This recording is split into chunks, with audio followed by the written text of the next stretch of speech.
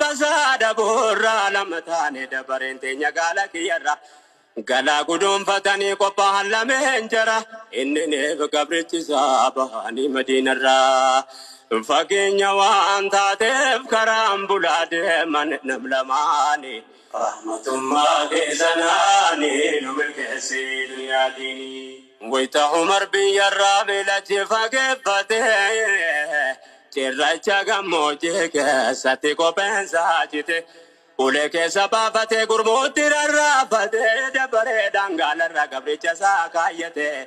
miila duwwaa fuulduraa magaala harkifatee